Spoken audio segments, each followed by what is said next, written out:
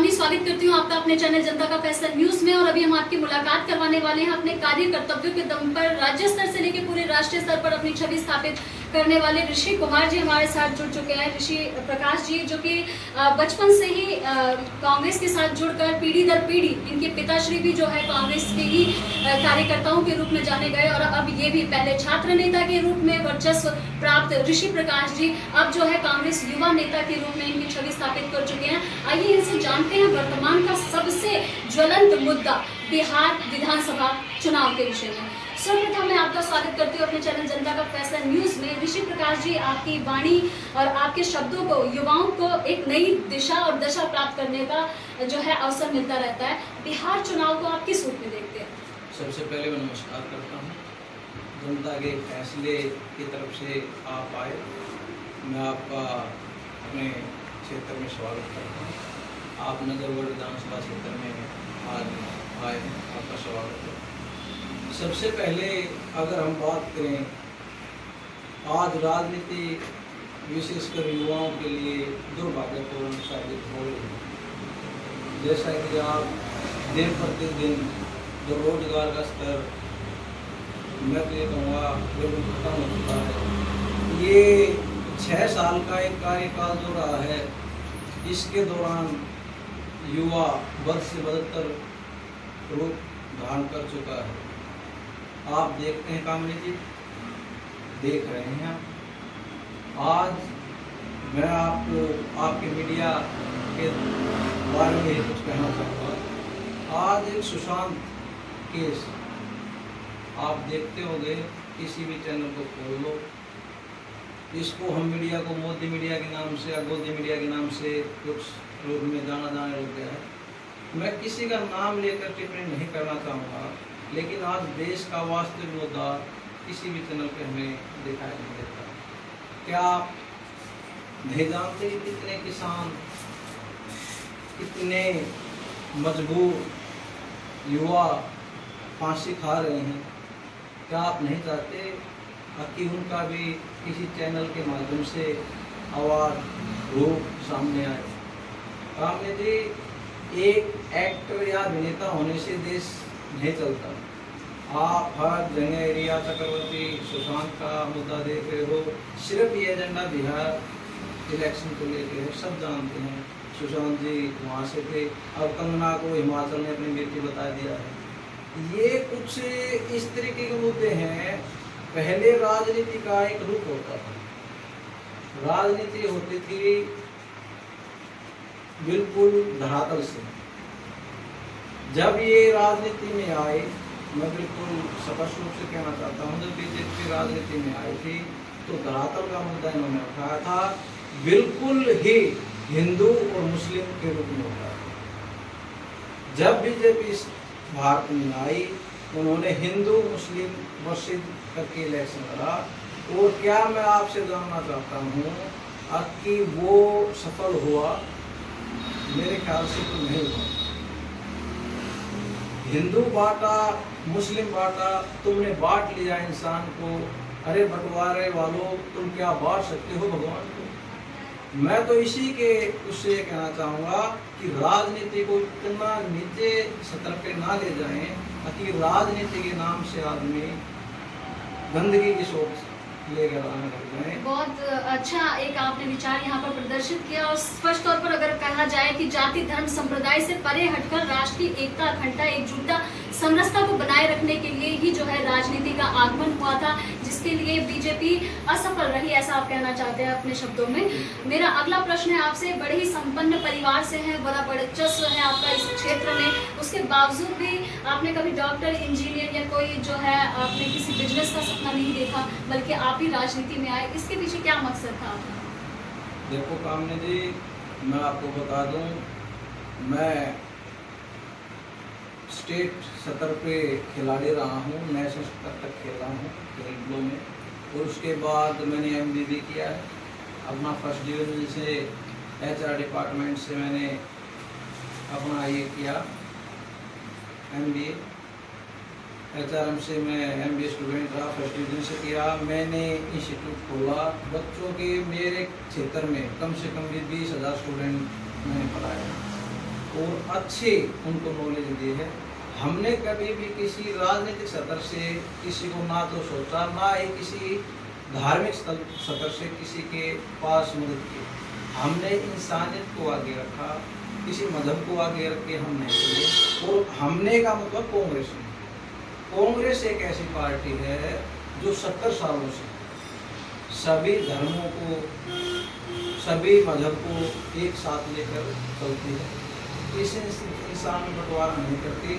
रही मेरी बात तो ये है कि मैं एक प्राइवेट अध्यापक के रूप में अपना जीवन निर्वाह करता हूँ और हम मेहनत का करते हैं। मेहनत पे ही पूरी कांग्रेस अपना जीवन निर्वाह करती है। लाल बहादुर शास्त्री जी को ले लीजिए आप, उन्होंने भी अपना जीवन पूरा अपनी मेहनत से किया है और हम भी उन्हीं के आदर्श पे चले। ऋषि प्रकाश जी, बहुत स्पष्ट शब्दों में आपने कहा 70 वर्ष तक जो है कांग्रेस ने इसी कॉन्सेप्ट को कि जाति धर्म संप्रदाय कोई को आगे बढ़कर केवल राष्ट्र के लिए उन्होंने सोचा और तब जो है राजनीति की। सहमत हूँ मैं आपकी इन बात से, लेकिन 2014 में आखिर ऐसा क्या हुआ कि प्रचंड बहुमत का आगमन हुआ? क्या लगता है जनता का विश्वास कम हो गया कांग्रेस पर से? देखो कामनी जी, कोई भी चित्र आप ले लीजिए, हर चीज का टॉप आता है और जब टॉप आ जाता है तो उसके बाद चीज नीचे जाती है। तो मैं ये नहीं कहूँगा कि कांग्रेस का कोई टॉप आया, मैं ये कहूँगा कुछ मानसिकता, कुछ गलत धारणाएं, कुछ जैसे आज आप देख रहे हो मीडिया किसी सच्चाई को दिखाने लगी, कुछ ऐसा लोगों के अंदर गलत भावनाएं प्रचार रूप से आदमी आए कि जो अच्छाई को कुछ छुपा दिया। लेकिन मैं ये कहूँगा प्रकाश और सच्चाई एक सामंजस्य रखती हैं। वो कुछ समय के लिए छुप सकते हैं, लुप्त नहीं हो सकती। प्रकाश फिर उजागर होगा, कांग्रेस फिर उजागर होगी, देश फिर उदय होगा। और मैं चाहूँगा जो झूठ का जो घोषणा चला हुआ है उसका नकाब जल्द ही उतरने वाला है। वैसे कहने को प्रश्न तो बहुत सारे हैं पूछने के लिए, चूंकि समय का अभाव है तो ज्वलंत मुद्दा बिहार चुनाव के विषय पे बात करेंगे।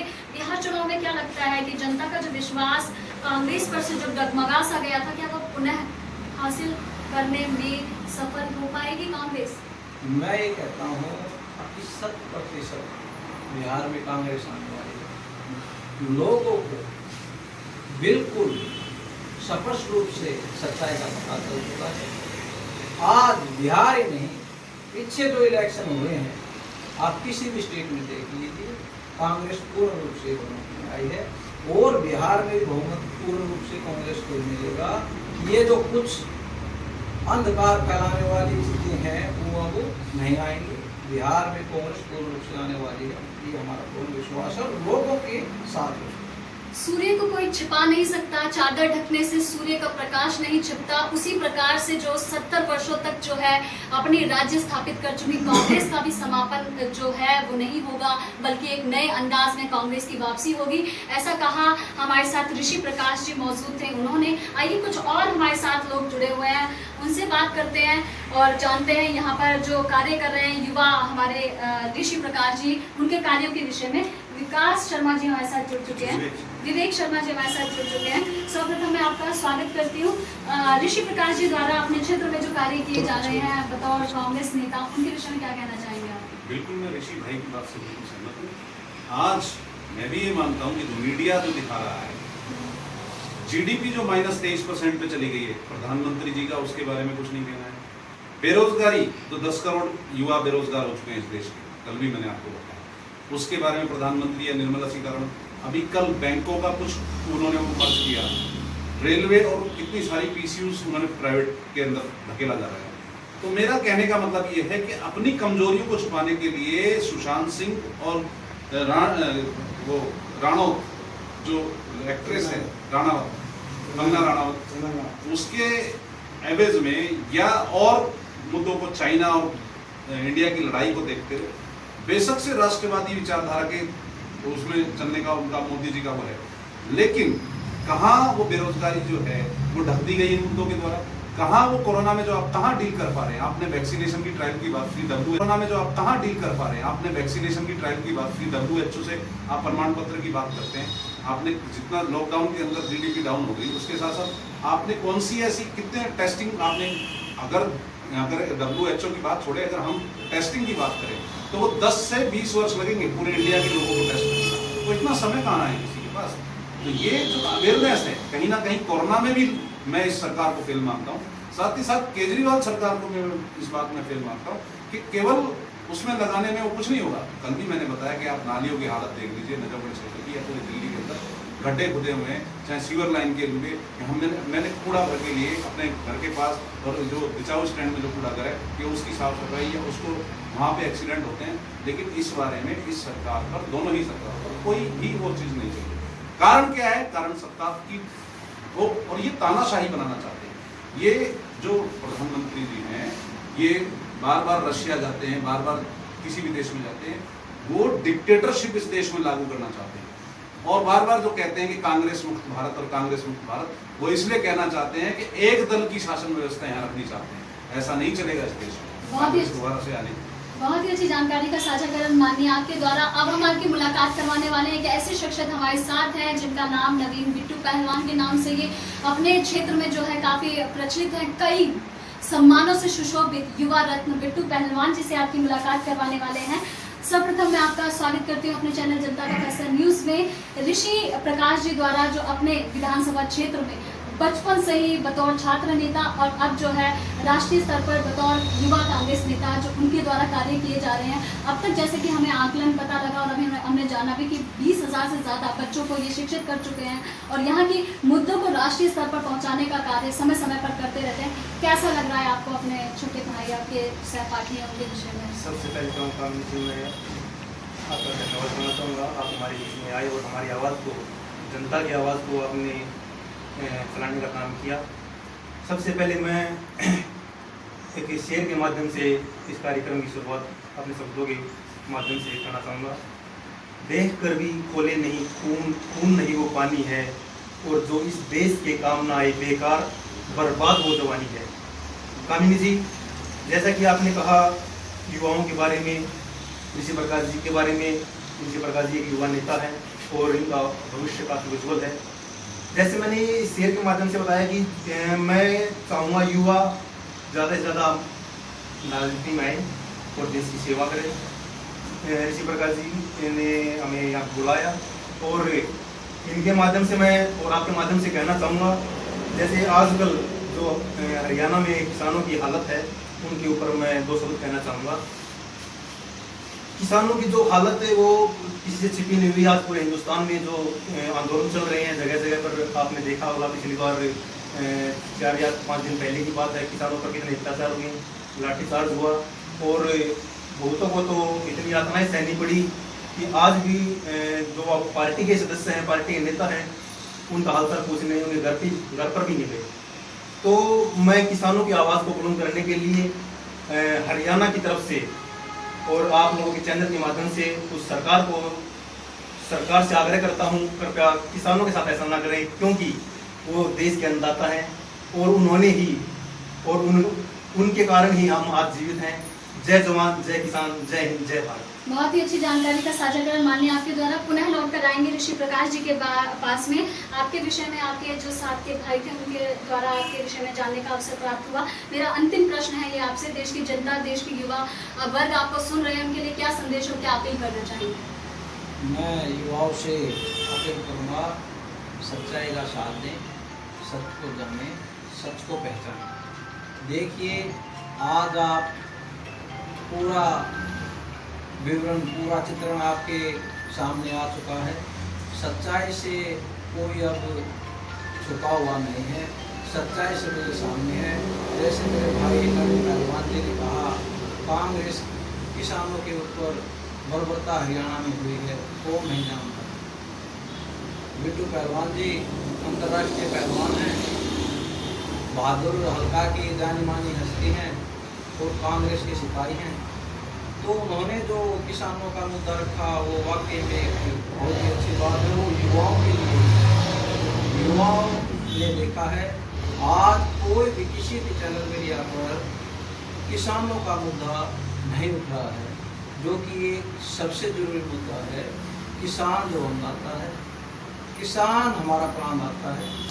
जब लाल बहादुर शास्त्री होते थे कांग्रेस में किसी भी उसमें आज कांग्रेस में किसान पार्टी दल है, किसान के लिए भलाई की जाती है पूरे राष्ट्र देश में, लेकिन आज किसान पिस रहा है, किसान मर रहा है, उसकी तरफ नहीं दिया ध्यान दिया जाता।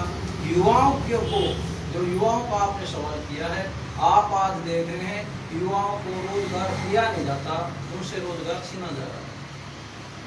कोरोना में आदमी दर बदर पीछे हट रहा है। कोरोना की जो इनकी नीति थी वो फैल हो चुकी है। मैं ये कह रहा हूँ आज वर्ल्ड पर भारत दूसरे नंबर पे है, शायद भगवान ना करे कल पहले नंबर पे आए। वो सारा रीजन तो इनका ही होगा, क्योंकि हमारे नेता राहुल गांधी जी ने फरवरी में ही बता दिया था कि कोरोना जो महामारी है वो बहुत ही भयानक बीमारी है, इसको रोक कीजिए, लेकिन उस समय बिल्कुल ध्यान नहीं दिया गया और राहुल जी के बात पर ध्यान ना दिया जाने के कारण आज ये कोरोना इतना वैश्विक रूप से भारत में सतर्क पा चुका है। जो अमेरिका भारत में आकर अपना डंका बजा रहा था राष्ट्रपति ट्रंप के माध्यम से, आज राष्ट्रपति ट्रंप ही भारत में अमेरिकी नागरिक आने के लिए रोक रहे हैं और भारत को एक कोरोना देश घोषित होने की तरफ दिया है।